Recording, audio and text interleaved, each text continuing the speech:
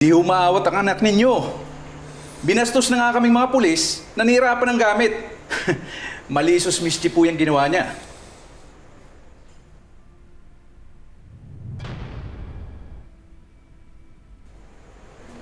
Malicious mischief? Anong mangyari kapag ganun? Tessa, punishable ba imprisonment o fine yun? Magkano? Sa damages na ginawa niya at pambabasto sa amin, mga 20,000. 20 mil? Saan kamay ng Diyos ako kukuha ng 20 mil? Huwag na ako isipin, Ma. Kaya ko ng paraanan to.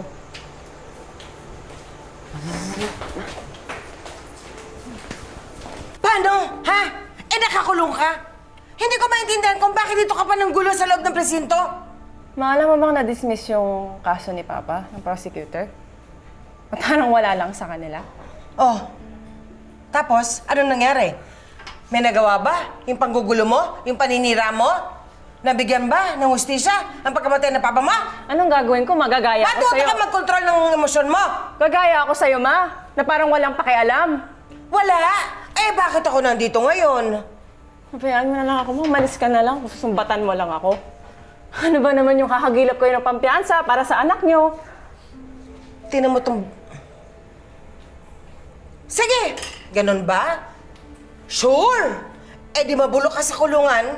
Bahala ka sa buhay mo, total. Nilayasan mo na ako, di ba? Iniwan mo na kami. O di bahala ka na sa buhay mo. Tres! Halika na, umuwi na tayo. Iwanan natin to. Bahala ka sa buhay mo dyan. Tres! Umuwi na tayo, iwanan natin to kapatid mo. Halika!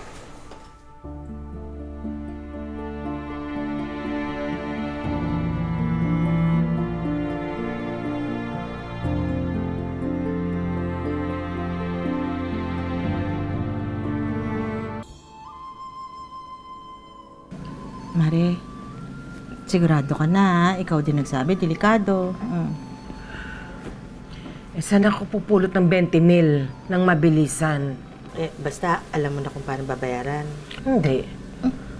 Tsaka ako na iisipin yun. Ikaw na nga may sabi, di ba? Na kapag kailangan mo ng mabilisang pera, kay Chen Chen Chu ang takbo. Kailangan ko ilabas si Johnny agad. Hello po. Ako po yung nag-text. Salamat po, napaunlakan niyo po kami. Handa na si Chen Chen Chu para humarap sa inyo. Salamat po. Sumunod kayo sa akin. Opo.